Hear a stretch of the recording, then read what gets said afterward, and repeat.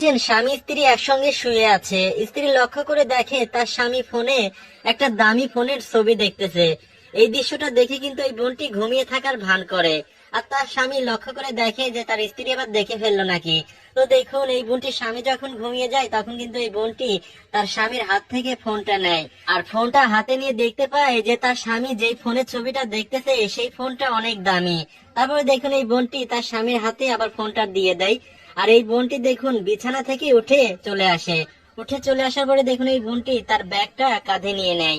আর ব্যাগটা কাঁধে নেওয়ার পরে দেখুন, এই বোনটি তার স্বামীর দিকে মায়ার দৃষ্টিতে তাকিয়ে আছে। তারপর দেখুন, এই বোনটি তার ব্যাগটা খুলে দেখতে পাই ব্যাগের মধ্যে নগদ বেশি টাকা নেই। তখন এই বোনটি দেখুন ব্যাংকের এটিএম কার্ডটা নিয়ে নেয়।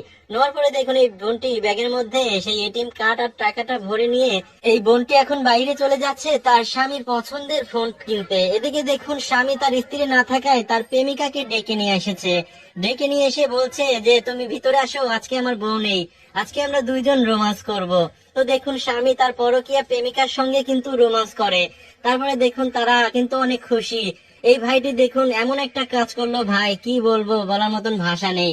তার স্ত্রী গেছে তার জন্য তার পছন্দের ফোন কিনতে, আর এদিকে দেখুন এই ছেলেটি কতটা খারাপ, তার স্ত্রী না থাকায় তার পরকীয়া প্রেমিকার সঙ্গে দেখুন কিভাবে রোমান্স করলো। ইতিমধ্যে দেখুন আমার বোনটি কিন্তু তার স্বামীর পছন্দের ফোন কিনে বাড়িতে ফিরেছে। আর বাড়িতে ফিরে দেখতে পায় তার স্বামী ঘুমিয়ে আছে। তো বোনটি দেখুন আস্তে আস্তে তার স্বামীর কাছে এসে বসে।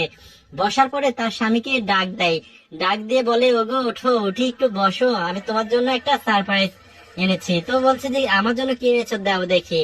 তো দেখুন, এই বোনটি কিন্তু সেই দামি ফোনটা তার স্বামীকে দেখায়।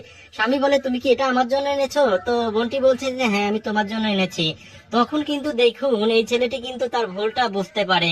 সে ভাবতে থাকে যে আমার স্ত্রী আমাকে এত ভালোবাসে, আর আমি আমার সেই স্ত্রীকে স্ত্রীর অজান্তে এভাবে ঠগাচ্ছি। তো দেখুন, এই ছেলেটি কিন্তু অনেক কষ্ট পাচ্ছে।